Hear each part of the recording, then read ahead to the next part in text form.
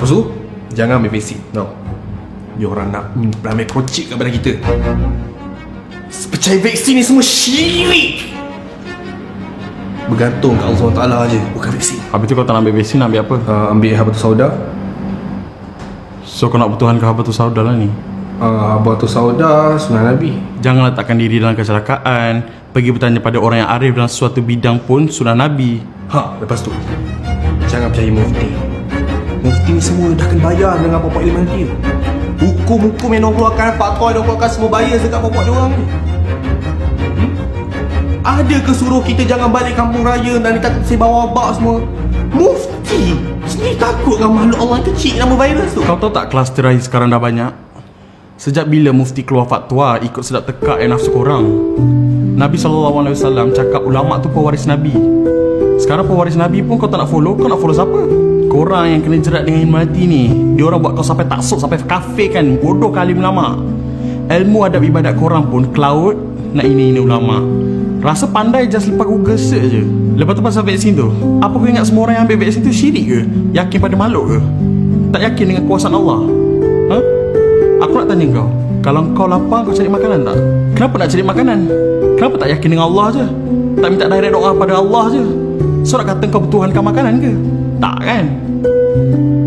Dalam dunia ni ada sunatullah. Kalau lapar makan, kalau haus minum, kalau cocok tangan luka. Tu kau kena faham aturan Allah yang basic tu dulu. Bukan jadi bodoh tawakal buta tanpa ikhtiar dan usaha. Rasulullah SAW pernah tegur seorang pemuda yang tak ikat tali untanya dengan alasan, tak apa, aku tawakal je pada Allah. Nabi tegur, ikat dulu baru tawakal, dengan nada yang tegas. Sebab tu dalam Al-Quran dah sebut, tak tahu satu benda, cari orang yang arif dalam bidang tu. Bukan memandai sendiri. Kalau pasal virus, tanya saintis. Kalau sakit, jumpa doktor. Ini bukannya syirik, ni Quran sendiri yang sebut. Tapi besok kenapa tak boleh nak solat Jumaat? Susah je jarak lagi. Tahu tak sekarang dah ada kluster jemaah surau? Ni aku nak bagi tahu ni. Kalau macam tu, buat apa Nabi berundur dari perang Uhud? Nabi kot. Confirm menangnya. Nabi Nuh, buat apa lari naik kapal? Baginda berdakwah pada orang kot. Nabi Lut, buat apa lari dari bumi yang terbalik? Dia confirm kebalnya. Yang korang ni, Nabi pun bukan, alim ulama pun bukan. Tawakal kalah Nabi-Nabi. Nama pun bala, kenalah usaha sampai mungkin. Ni semua usaha, bila dah habis segala langkah, baru tawakal. Bukan cari penyakit. Tak perlu timbulkan rasa berdosa sebab tak dapat solat Jumaat. Sebab tu arahan pemerintah. Nabi sendiri bagi tahu dalam hadis riwayat Abu Daud, Al-Baihaqi dan Ibnu Majah, tak perlu ke masjid kalau ada uzur. Uzur tu apa? Sahabat tanya. Nabi kata ketakutan, kebimbangan atau sakit. Orang awam dan pemerintah takutkan wabak ni tersebar. Nak kata norma baru ni rosak akidah adalah satu tuduhan yang berat. Sebab yang memutuskan SOP ni bukan sekadar mufti-mufti di Malaysia je, tapi dekat seluruh dunia. Nak kata apa? Ilmuwan dengan mufti-mufti ni setuju perkara yang merosakkan akidah.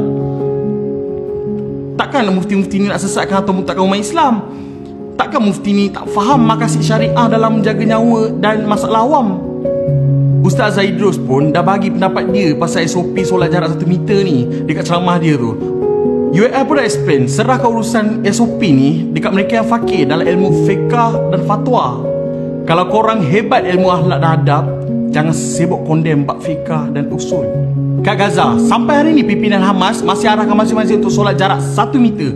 5 mei lepas, baru Gaza dibenarkan untuk solat berjemaah full 1 meter di masjid-masjid setelah sekian lama masjid-masjid di Gaza dilimitkan jemaah. Masjid Al-Aqsa pernah tutup 2 bulan lebih masa Ramadan tahun lepas. So nak cakap apa? Umat pilihan Allah di tanah Syam tu rosak akidah sebab pernah tutup masjid masa kes tengah tinggi. Adakah mereka rosak akidah kerana pernah solat jemaah berjarak ketika kes tengah tinggi? Ustaz Hafiz Soroni pernah explain dari fakta sejarah. Masjid-masjid pernah ditutup suatu masa dulu akibat wabak. Tahun 1048, masjid-masjid di Andalusia dan Mesir ditutup kerana wabak. Tahun 1347 sampai 1351, masjid-masjid pernah ditutup di Andalusia, Mesir, Cordoba dan tanah Syam akibat wabak Black Death. Tahun 1424, berlaku wabak di Mekah. Sehingga masa tu hanya satu imam dan satu makmum je boleh solat kat Masjidil Haram tu. Walaupun masjid-masjid diarahkan tutup pada masa dulu, Islam tak pernah padam. Islam semakin kuat adalah sebab Islam jadi pembangkit ilmu perubatan kuarantin. Ada ke umat Islam beramai-ramai jadi rosak akidah akibat masjid ditutup masa tu? mufti-mufti berfatwa berkenaan SOP ni, mereka pun telah diberikan dalil-dalil dan hujah mengikut metodologi pemfatwaan dalam istibat hukum dan mengikut peranan mereka sebagai mufti. Menjaga nyawa adalah lebih utama. Sahabat Nabi tersilap beri pendapat sampai menyebabkan seorang sahabat meninggal. Tak rujuk alim. Nabi marah bagi golongan yang sanggup langgar SOP untuk menegakkan agama sampai suruh slipper, solat dalam gelap kat masjid dengan surau. Lepas tu menyebabkan kluster baru dan berakhir dengan kematian. Sila hayati kisah ni.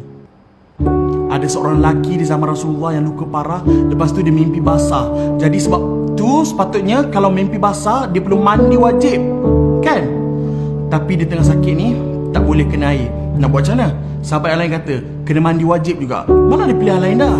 Jadi dia pun mandi dan luka dia tu terkena air menyebabkan jadi lagi parah dan akhirnya dia meninggal dunia. Bila Rasulullah tahu perkara ni, apa baginda buat? Baginda senyum ke? Tak. Rasulullah marah yang amat. Baginda bersabda, mereka telah membunuhnya, semoga Allah membunuh mereka pula. Kenapa mereka tak bertanya? Bila tak tahu? Kerana hanya sesungguhnya ubat kepada kebodohan adalah bertanya. Hadis ni diriwayatkan oleh Abu Daud dalam bab taharah dan selainnya daripada Jabir.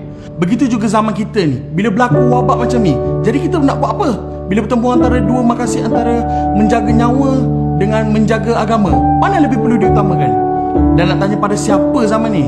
Jawabnya tidak lain dan tidak bukan adalah ulil amri. Tapi sebab kita rasa lebih tahu berbanding mufti, kita pun buat sendiri andaian nak pertahankan agama. Bila menyebabkan kematian sebab kejahilan kita, apa nak kata? Kau dah bunuh dia, semoga Allah bunuh kau pula. Sepatutnya yang perlu dilakukan adalah tayamum sebagai ruksah keringanan, sebab dia tak boleh kena air. Walaupun mandi tu wajib, tapi ada keringanan. Macam mana pula dengan solat jemaah kat masjid? Dan kalau dapat solat berjamaah, kena pula jarak. Sedangkan solat dengan saf yang rapat tu kan sunnah. Ini yang kena belajar dan faham kaedah fiqah. Dalam bab solat berjemaah di masjid, ia adalah hak Allah. Hak Allah terbina di atas dasar toleransi. Sebab itu orang yang bermusafir boleh jamakkan solat mereka. Manakala solat dengan saf yang dijarakkan itu juga dikira sebahagian daripada sunnah, kerana merampakkan saf adalah sunat. Tetapi menjaga nyawa adalah wajib. Itulah sunnah sebenar. Buktinya, kluster beberapa surau yang rapatkan saf tu, dah ada yang meninggal dunia. Seorang positif dan seorang batuk semua keliling dia positif. Dalam Islam juga, kena jaga nyawa lebih utama daripada perkara sunat. Sebab tu jangan palau tahu dengan pelbagai pandangan, sedangkan agama tu senang dan menyenangkan. Wallahualam. Sekali lagi, aku nak tanya engkau, pagi tadi kau solat subuh tak?